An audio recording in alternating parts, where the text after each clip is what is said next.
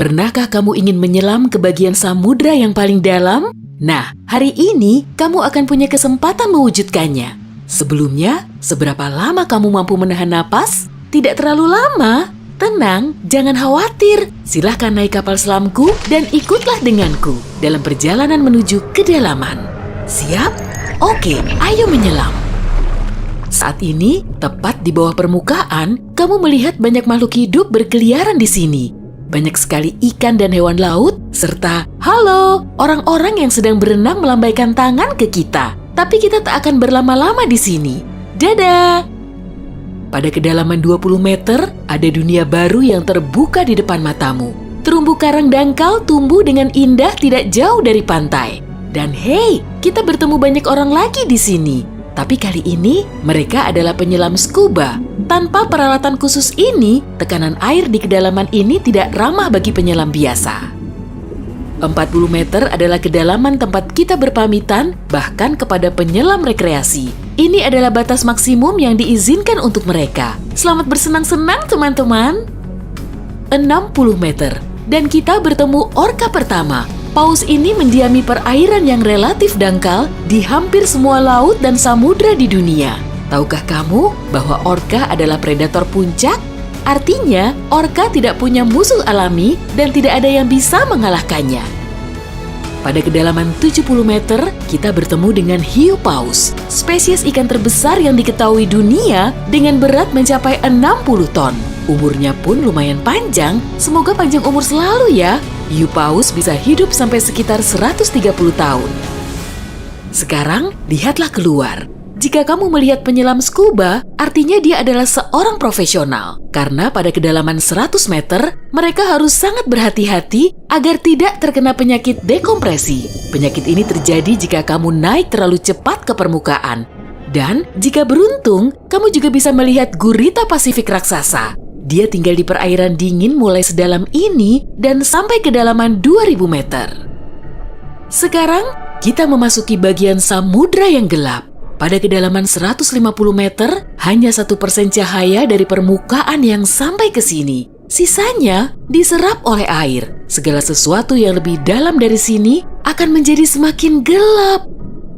Hei, lihat! Pada kedalaman 200 meter, ada oarfish raksasa yang mengitari kapal selam kita. Makhluk ini diyakini sebagai penyebab dari semua penampakan ular laut. Dan banyak yang salah kaprah. Terkadang, mereka berenang ke permukaan dan menakuti para pelaut dan perenang. Tidak heran, panjang ikan ini bisa sampai 11 meter. Pastinya cukup untuk membuat bulu kuduku berdiri. Oke, sekarang kita berada di kedalaman 300 meter.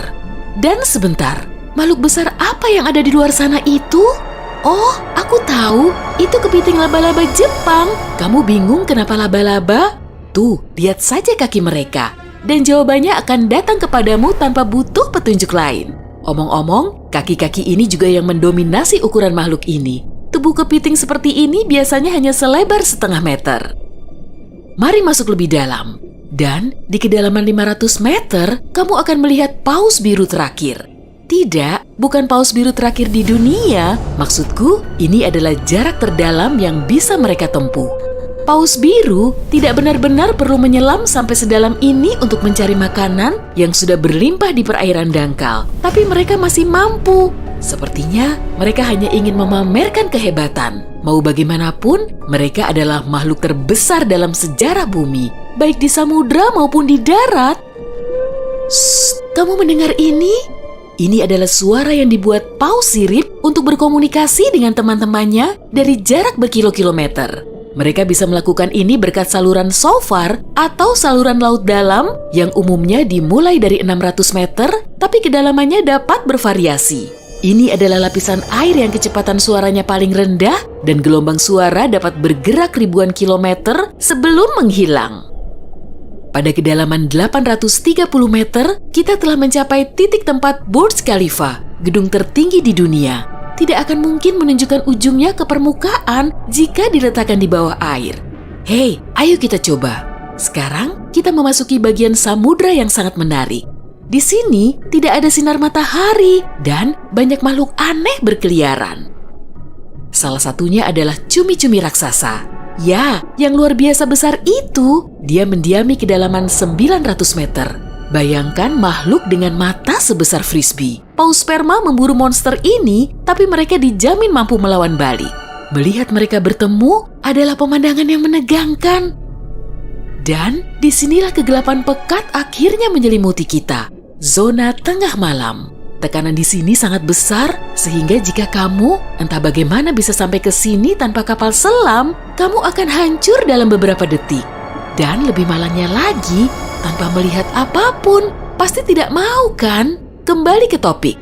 Di kedalaman 1100 meter terdapat Mata Barat, salah satu gunung berapi samudra terdalam di dunia. Letusan terakhirnya terjadi pada tahun 2009 dan bahkan direkam oleh kendaraan yang dioperasikan dari jarak jauh. Di kedalaman 1280 meter, kita melihat hiu putih besar yang ganas. Predator ulung ini adalah jagoan di kedalaman ini. Penglihatan mereka agak buruk dan mereka bergerak menggunakan indera penciuman. Jadi, mereka sama sekali tidak membutuhkan sinar matahari untuk memburu mangsa.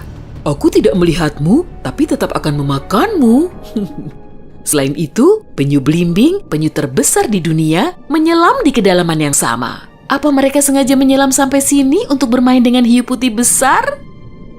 Wah, lihat jala-jala besar itu. Kita sekarang berada di kedalaman 1500 meter, tempat metode penangkapan ikan bernama menangkap semua digunakan. Jala di sini akan diseret di sepanjang dasar samudra, menangkap apa saja yang kurang beruntung di sana. Mengenai seberapa merugikannya metode ini bagi kehidupan samudra, biar kamu sendiri yang menilai. Pada kedalaman 1830 meter, jika berada di Grand Canyon, kita akan duduk di titik terendah dan terdalamnya. Bayangkan semua curug di sana terisi penuh oleh air, maka seperti itulah pemandangan di sini. Nah, jika kita benar-benar berhati-hati, pada kedalaman 2000 meter, kita akan melihat ikan naga hitam. Makhluk yang bagaikan muncul dari mimpi buruk ini tinggal di bagian samudra yang dalam dan gelap. Dan percayalah padaku, lebih baik dia tetap di sana. Bentuknya mirip makhluk dari film horor dan aku lebih suka jika kita tidak berpapasan dengannya di permukaan. Pada kedalaman 2250 meter, kita harus berpamitan dengan paus sperma. Ini adalah titik terdalam yang bisa mereka selami. Dan mereka memang tidak punya urusan untuk menyelam lebih dalam lagi. Mungkin kalau mereka berburu ikan naga hitam, atau justru mereka yang diburu. Mustahil, perbedaan ukuran mereka terlalu besar. Panjang paus sperma bisa mencapai 19 meter, yang menjadikannya paus bergigi terbesar di dunia. Tidak banyak makhluk laut bisa melawannya. Semoga kapal selam kita punya lampu sorot yang kuat ya, karena tanpanya kita tidak akan bisa melihat keindahan terumbu karang samudra dalam yang super indah di kedalaman 3000 meter. Terumbu karang ini dapat ditemukan di setiap samudra dan sayangnya tidak bisa dilihat tanpa peralatan khusus untuk menyelam di samudra dalam. Oke, mari terus melangkah lebih dalam. Dan di kedalaman 3.700 meter, kita mencapai kedalaman rata-rata samudra dunia. Mulai sekarang, perjalanan menuju kedalaman yang sebenarnya dimulai.